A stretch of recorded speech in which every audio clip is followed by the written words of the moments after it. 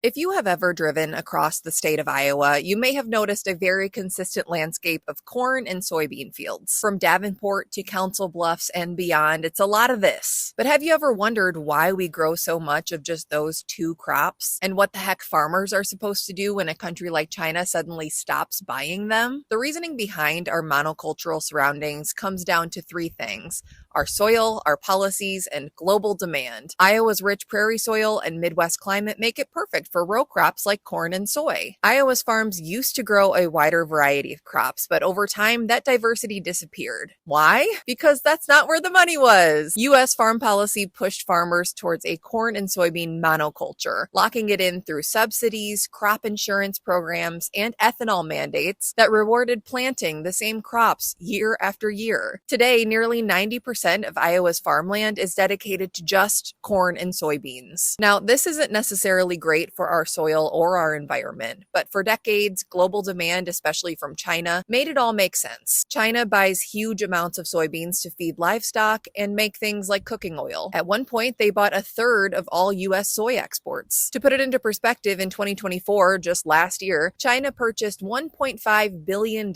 in Iowa soybeans. This year, China has not purchased a single dollar's worth. Iowa's farmers are currently harvesting soybeans to rot in bins because nobody's buying them. When demand for commodity drops like this, prices, what farmers actually get paid, collapse. Some farmers are now losing money per bushel just to get crops off the field. Thanks to the Trump administration's brilliant tariff idea, China is instead turning to countries like Brazil or Argentina to meet their soybean demands. And the real kicker is that Trump just sent $20 billion to bail out his political allies in Argentina. I'm serious, look that up. Meanwhile, American farmers are on the verge of bankruptcy and praying, literally, for divine intervention. So what's the solution here? Well, places like Iowa need to diversify their crops and offer more than just corn and soybeans, because growing things nobody wants to consume or buy is not helping anybody. Additionally, we could invest in local food processing and food systems to feed people here. 1 in 8 Iowans face hunger. There's no reason anybody living in a state that feeds the world should have to worry about putting food on the table. Additionally, we need to start having thoughtful, productive conversations about the future of farming in Iowa. Farmers are struggling badly, not just financially, but physically and mentally. Multiple studies have shown farmer suicide rates are 2 to 5 times higher than the national average. This is unacceptable. Politicians need to stop using farmers as props for their campaign ads and pawns in global trade wars. Iowa farmers deserve stability, and we all deserve a system that actually works.